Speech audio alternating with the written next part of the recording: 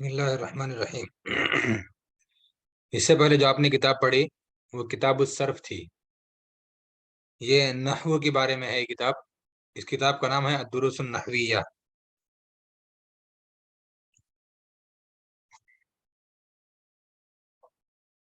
نحو کا جاننا انسان کے لیے بہت ہی ضروری ہے۔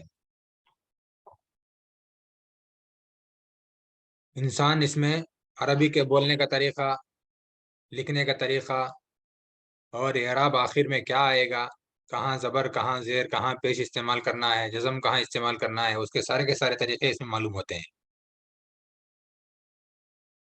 اسی وجہ سے کہا جاتا ہے النحو فی الکلام کالملح فی الطعام، کہ بات چیت میں نحو کی ایسی ضرورت پڑتی ہے جیسے کھانے میں نمک کی ضرورت پڑتی ہے۔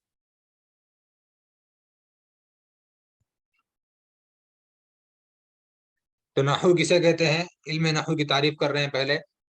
علم نحو وہ علم ہے جس سے اسم، فعل اور حرف کو جوڑ کر جملہ بنانے کا طریقہ اور معرب اور مبنی ہونے کے اعتبار سے ہر کلمے کے آخری حرف کی حالت معلوم ہو۔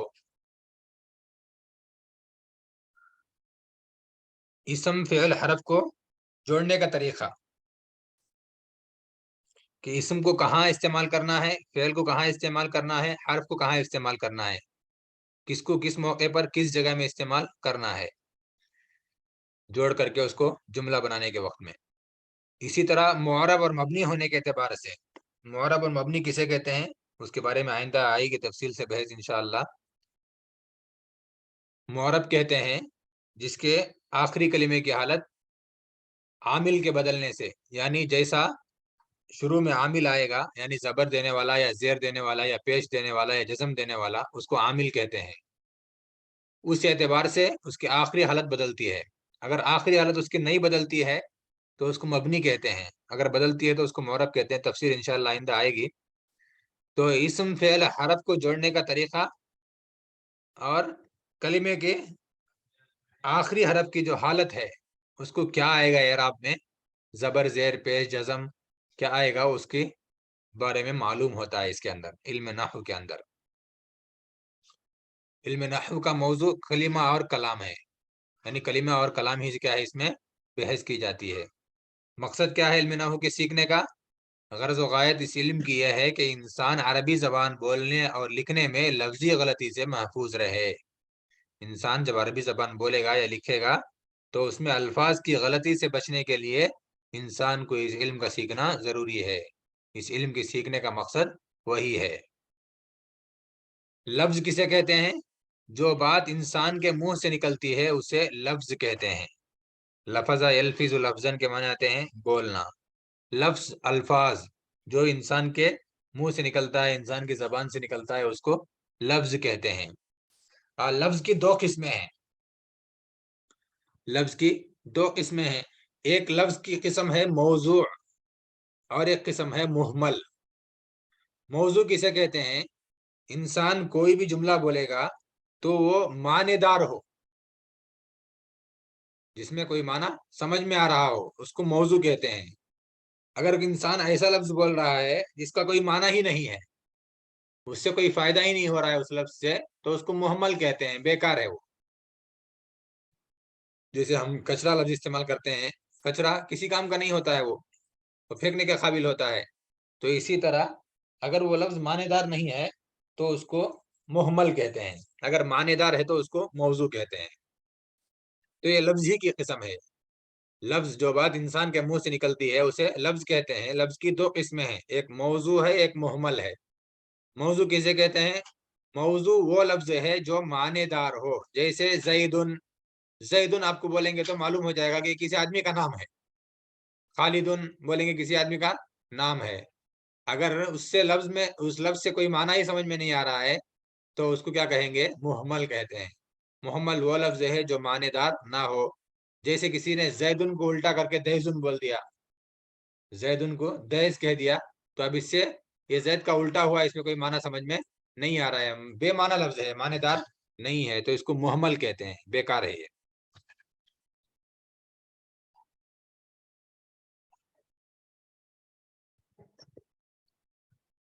اب دیکھیے اب جو نیچے آ رہے ہیں مندرجہ ذیل کلمات میں لفظ موضوع اور محمل کی شناخت کریں.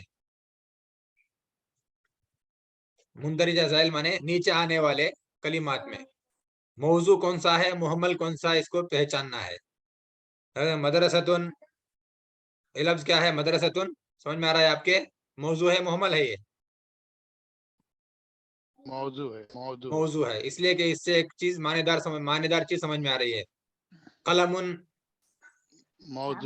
موضوع ہے جی. کتابن یہ بھی موضوع ہے. ثوبن کپڑے کے معنی میں آتا ہے، یہ بھی موضوع ہے جی. جسقن یہ لفظ ہے، کوئی معنی نہیں ہے اس کا، بے معنی لفظ ہے جی. محمل ہے. دارن کے معنی گھر کے آتے ہیں، یہ بھی موضوع ہے. مسقن اس کا کوئی معنی نہیں آتا ہے، بے معنی لفظ ہے. تو ایسے ہی کوئی بھی لفظ ہے جو معنی دار ہوگا تو اس کو موضوع کہیں گے، جو بے معنی ہوگا اس کو محمل کہیں گے. اب موضوع کی دو قسمیں ہیں، عرب میں جو بھی لفظ استعمال ہوں گے اس کی دو قسمیں ہیں، مفرد مرکب. مفرد اور مرکب. مفرد کسے کہتے ہیں؟ وہ اکیلا لفظ ہے جو ایک معنی پر دلالت کرے اور اس کو کلمہ بھی کہتے ہیں، جیسے رجل مرد. مفرد کسے کہتے ہیں؟ وہ اکیلا لفظ ہے جو ایک معنی پر دلالت کرے. مفرد ہی کا دوسرا نام کیا ہے؟ کلمہ بھی ہے، جیسے رجل مرد.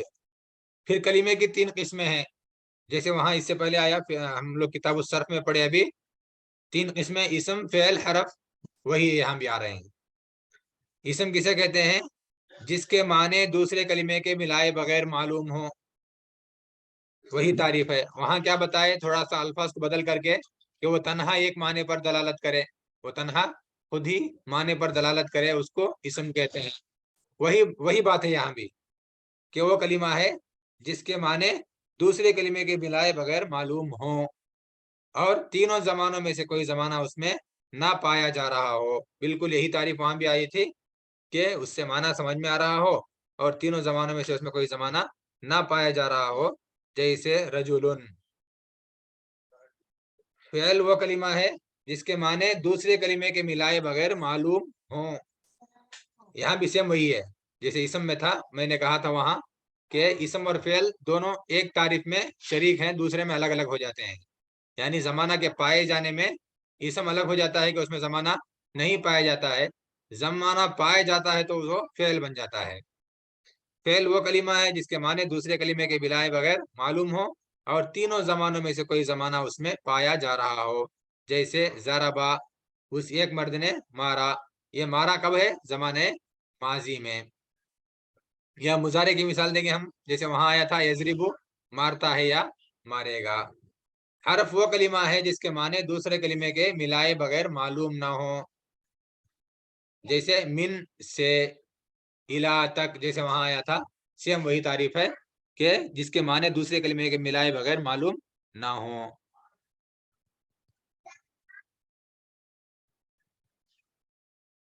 حرف کی دو قسمیں ہیں، ایک عامل، دوسرا غیر عامل.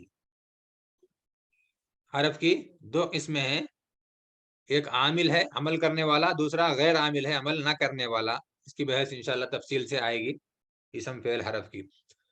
مندرجہ ذیل کلمات میں اسم، فعل اور حرف کی شناخت کریں. اب آپ بتائیں کہ اس میں اسم کون سا ہے، فعل کون سا ہے، حرف کون سا ہے. زیدن، زیدن اسم ہے. دخلا فعل ہے، داخل ہوا کے معنی میں ہے. علا حرف ہے. ضربا اس نے مارا فعل ہے. مسجد اسم ہے. فی حرف ہے. کراستن اسم ہے. سمجھ میں آ گیا اسم، فعل، حرف. اب دیکھیے جملہ بنایا انہوں نے اس میں. مندرجہ ذیل جملوں میں اسم، فعل اور حرف کی شناخت کریں. ذهب زید من الہند الى مکہ، زید ہندوستان سے مکہ گیا. اب آپ بولیں اس میں الگ الگ کر کے کون سا فعل ہے، کون سا اسم ہے، کون سا حرف ہے. ذهب کیا ہے؟ فعل ہے. ذهب زید اسم ہے. من حرف ہے، من حرف ہے، الہند ہند اسم ہے، اسم ہے، الہ الہ حرف ہے، حرف اور ہے، مکہ مکہ اسم ہے، جی جی جی اسم۔ بالکل بالکل۔ دخل زید المسجد، زید مسجد میں داخل ہوا۔ دخلا فعل، دخل فعل دخلا اور فعل ہے، زید زید اسم، اسم، المسجد مسجد اسم اسم۔ جی۔ خرج عمرو من الدار، عمر گھر سے نکلا۔ خرجا خرج فعل خرجا فعل ہے، عمرو اسم اسم ہے، من حرف حرف ہے، الدار اسم۔ اسم ہے۔ القرآن محفوظ، قرآن محفوظ ہے القرآن اسم ہے، جی۔ محفوظ فعل، یہ بھی اسم ہے۔ اچھا اسم۔ تو یہ مفرد ہوا۔ مرکب وہ لفظ ہے جو دو یا زیادہ کلموں سے مل کر بنے، جو دو سے بنے گا یا زیادہ سے بنے گا اسے کیا کہتے ہیں؟ مرکب کہتے ہیں۔ القرآن محفوظ، القرآن یہ مفرد ہے، محفوظ یہ مفرد ہے۔ اب دو مفرد ملا کر کے کیا ہو گیا؟ مرکب ہو گیا۔ القرآن محفوظ، قرآن محفوظ ہے، اب یہ مرکب ہو گیا جملہ۔ اب مرکب میں بھی دو قسمیں آتی ہیں، مرکب مفید، مرکب غیر مفید۔ مرکب مفید کسے کہتے ہیں؟ کوئی بولنے والا کوئی جملہ بولا، بول کر خاموش ہونے کے بعد، اس کے چپ ہونے کے بعد کوئی ہمیں ایک خبر معلوم ہو یا کوئی طلب معلوم ہو تو اس کو کیا کہتے ہیں؟ مرکب مفید کہتے ہیں۔ اگر کوئی جملہ بول رہا ہے انسان، اس سے کوئی خبر نہیں معلوم ہو رہی ہے، کوئی اس سے طلب نہیں معلوم ہو رہی ہے، تو اس کو مرکب غیر مفید کہتے ہیں۔ کوئی بھی انسان کوئی لفظ بول کر کے خاموش ہوا تو اس کے بعد ہمیں کوئی بات معلوم ہو رہی ہے، کوئی بات سمجھ میں آ رہی ہے، یا تو خبر ہے اس کے اندر یا طلب ہے۔ مثال کے طور پر خبر اور طلب کی مثال میں دوں آپ کو، زید عالم، جیسے انہوں نے یہاں کہا ہے زید عالم، زید عالم ہے، تو اب کسی نے زید عالم کہہ کر کے وہ خاموش ہو گیا اس بات پر، تو ہمیں بات سمجھ میں آ گئی نا کہ یہ آدمی زید کے عالم ہونے کے بارے میں خبر دے رہا ہے،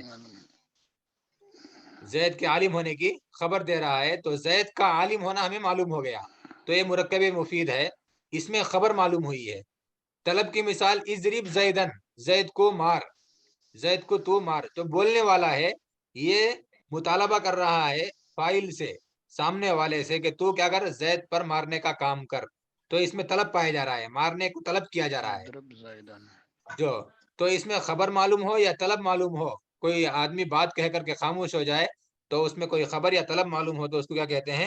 مرکب مفید کہتے ہیں۔ اگر کوئی طلب کوئی خبر معلوم نہیں ہو رہی ہے تو اس کو کیا ہے؟ مرکب غیر مفید کہتے ہیں۔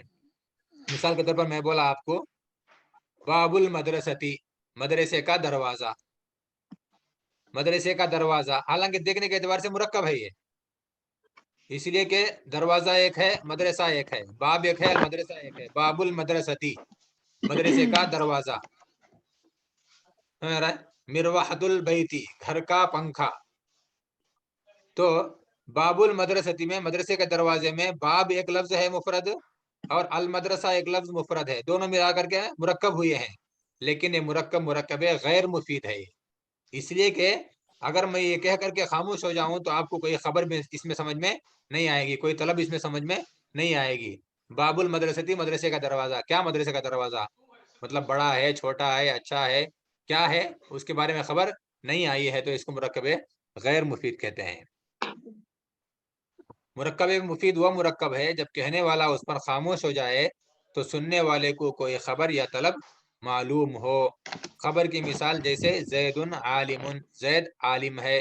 طلب کی مثال جیسے اضرب زیدن، زید کو مار۔ مرکب مفید کو کلام اور جملہ بھی کہتے ہیں، مرکب مفید کو کلام اور جملہ بھی کہتے ہیں۔ اس کے تین نام ہو گئے، مرکب مفید، کلام اور جملہ۔ پھر جملے کی دو قسمیں ہیں، ایک جملہ خبریہ، ایک جملہ انشائیہ۔ جملہ خبریہ جی جی تھوڑا وہ مرکب غیر مفید کا تھوڑا بتائیں گے پھر سے؟ مرکب غیر مفید جیسے میں مثال دیا ہے، انہوں نے مثال نہیں دی ہے اس کی۔ مرکب غیر مفید جس میں بات مکمل طور پر سمجھ میں نہ آئے. مثال کے طور پر میں بولوں آپ کو اسنا عشرہ. اتنا عشرہ اسنا عشرہ کا معنی کیا؟ 12 ہو گیا. 12. اسنا عشرہ، اسنا الگ لفظ ہے، عشرہ الگ لفظ ہے، عشرہ الگ لفظ جی، لیکن دونوں اس میں کچھ مرکب خبر میں نہیں دونوں مل رہی مرکب ہے ملا کر کے. جی جی جی سمجھ میں آ ہاں گیا. اگر میں آپ کو کہوں اسنا عشرہ 12 12 12، کیا کو سمجھ میں آ رہا ہے؟ اس میں جی نہیں جی نہیں. نہیں آ رہا ہے. اونچی دیوار، میں بولا آپ کو اونچی دیوار، اونچی دیوار، لمبی دیوار. مثال کے طور پر الجدار الطویل، میں نے کہا لمبی دیوار الجدار الطویل. تو الجدار ایک لفظ ہے اس کے اندر، الطویل ایک لفظ ہے، دونوں ملا کر کے مفرد مفرد ملا کر کے مرکب ہیں. لیکن اس میں بات آپ کو سمجھ میں نہیں آ رہی ہے. لمبی دیوار، لمبی دیوار میں بولوں گا تو کیا ہے؟ لمبی دیوار ٹوٹ گئی ہے، اچھی ہے، کیا ہے، کیا کچھ بھی سمجھ میں نہیں آ رہا ہے. تو دیکھنے کے اعتبار سے مفرد ہے، مرکب ہے، لیکن مرکب غیر مفید ہے. غیر مفید ہے جی اس کو مرکب ناقص کہتے ہیں. اس کو مرکب ناقص. مرکب تو ہے لیکن اس میں بات مکمل سمجھ میں نہیں آ رہی ہے. جیسا القرآن محفوظ میں آپ بتائے دونوں بھی مفرد ہے بتائے ہاں القرآن لیکن ملا کر کے اور مفرد ملا کر کے دونوں کیا ہو گیا؟ مرکب ہو گیا. بات اس میں سمجھ میں آ رہی ہے خاموش ہونے پر آپ کو. یعنی اسم کا اگر اس کا کوئی محفوظ کیا ہوتا، مطلب یہ تو قرآن محفوظ، اسم محفوظ ہے. اس میں مفعول ہے. اس کا معنی آتا ہے جس کی حفاظت کی گئی. اچھا ہاں اس میں مفعول ہے. اوکے ہاں اس میں مفعول ہے. یہ حافظ حفاظت کرنے والا، محفوظ جس کی حفاظت کی جائے. ٹھیک ہے. جی جی